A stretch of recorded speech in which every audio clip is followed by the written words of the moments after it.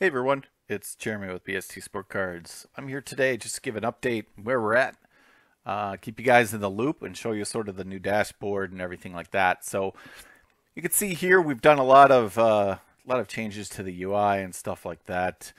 This will be our mage. There's a lot of broken images and stuff like that because we cloned over, but you can see here this is going to be the main sell page and stuff where buyers can go in and look, obviously search by anything they want, sort it by sport, by sports cards, memorabilia, box breaks, by the format, whether it's graded, by a price, or with free shipping. What I really want to look at today is a dashboard. So this is the new updated dashboard.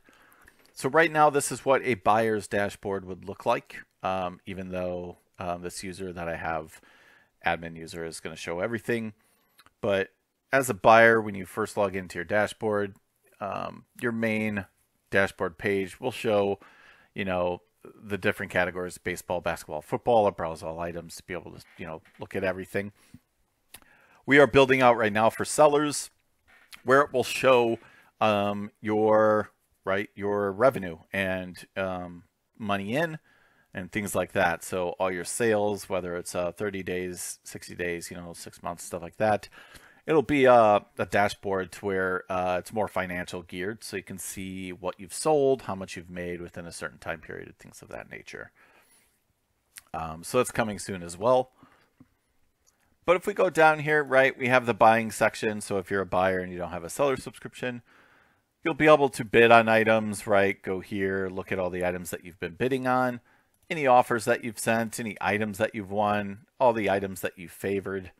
Or you made favorites, right? And then you can pull them up and bid on them, things like that.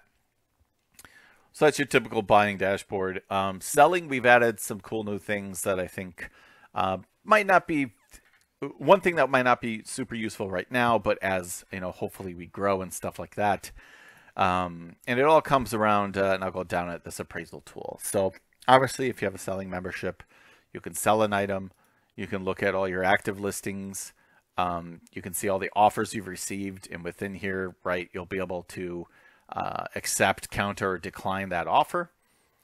Be able to see all the items that you had that was unsold, and then have the option just quickly relist it after it's been unsold if you would like to, or if you want to edit it and reduce the price and things like that, you can do that too. Then we'll have items sold. This is just going to show also a payment status. So payment pending doesn't mean from the buyer's side. What that's going to mean is from the payment processor that we're using. Should be there within 24 hours, but we just want to keep you guys informed that, usually PayPal, is going to be instant, stuff like that. But with our integration and credit cards and stuff, there's always a delay. It's not going to be 3 to 6 business days. I'm going to tell you that. We made sure we picked a payment processor that's very quick, and you'll get your finances and everything quickly, because we do understand that a lot of people use that money to buy stuff or use that money for things, and you don't want to have to try to guess when you're going to get it. So trying to make that as useful as possible, and you get your money as fast as possible. Item returns here. These are anything that has been returned to you. Hopefully this isn't used very too often, because we are going to be very strict on returns, right? Returns have to happen in a 5-day window of when the buyer receives the item, and it can only fall into certain categories, right? There's no buyer's remorse here. You can't just put item damaged because you have buyer remorse either. There's going to be, it's going to be handled, not a cookie cutter decision. We're going to look into things, stuff like that. We have trending tools so we can see if certain buyers are abusing the system and stuff like that, and we'll click them off the platform. But there is some times where, things could be a seller doesn't, label a major flaw, or, the item, they get the wrong item altogether, things like that. So we do find there needs to be returned, but anything that needs to be returned, the buyer should know it within the 5 days. Here, it's just waiting for payments, right? So if you're waiting for a payment, you can see what you're, still outstanding. They do have 72 hours to pay. If they don't pay in 72 hours, the buyer gets a strike, right? 2 strikes, and they're clicked off the platform. So they get, 2 chances to pay within that 72 hour. But you can always, we will have this in there too. So say after 24 hours, you can always send a reminder and things like that too. So we made it pretty easy with just an action button to just send a reminder. Then we have waiting for shipment. So this is anything that was, already paid for and you're about to ship out. You'll also be able to see if you did ship it, via our integration with EasyPost, whether it's been delivered or it's en route. And you can always track, the tracking numbers will, be able to take you directly to FedEx's page, UPS or USPS. You'll be able to track, obviously it's just a generic number, but you'll be able to track it there too. And this is how we're going to, if that timer starts on the return process too, as soon as it's shown delivered, they've got 5 days whether they want to, initiate that and stuff like that. So the two big things I wanted to talk about, this appraisal tool. So a lot of people use eBay comps, right? That's how you get the price you want and stuff like that. However, eBay is making it harder and harder for third-party sites to grab that information, do that data scrape and stuff like that. So, there are companies out there that sites that do it, Card Snoop, 130 Point, stuff like that, where you can see what an item was sold for. eBay, sometimes doesn't. It shows you what the best offer was taken, but it doesn't show you what that was. Things like that. We wanted to keep everything super transparent. So we have this appraisal tool. Now, obviously, at the beginning of the marketplace, this is only going to show things that were sold on our marketplace and what that amount was. However, at the beginning, it's going to be a limited, group of data that you can look at. But as, hopefully as we grow and stuff like that, more data will be populated and this appraisal tool will become more and more useful as more and more items are sold and put in there and stuff like that. But we wanted to have a tool in here for sellers to be able to utilize and be very transparent about what their value of, whatever the piece is, whether it's a sports card or a piece of memorabilia, or if it's a box break or something like that, what that's worth and what the fair market value is for that at the time, right? So you'll be able to pull it up, see it by, by date, everything like that, or by watch count or whatever we want to do here.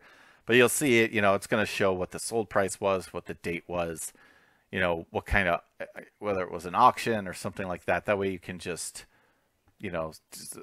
see what it was, right? And you'll be able to search here too. So if I just wanted to see, what Ja Morant sold, there's only one Ja Morant in here, but I'll be able to see, hey, this sold, on this crazy date that we just put in here and stuff like that for $39.50, and maybe there's like 5 others, and you want to just take the average and put yours on there so you're competitive.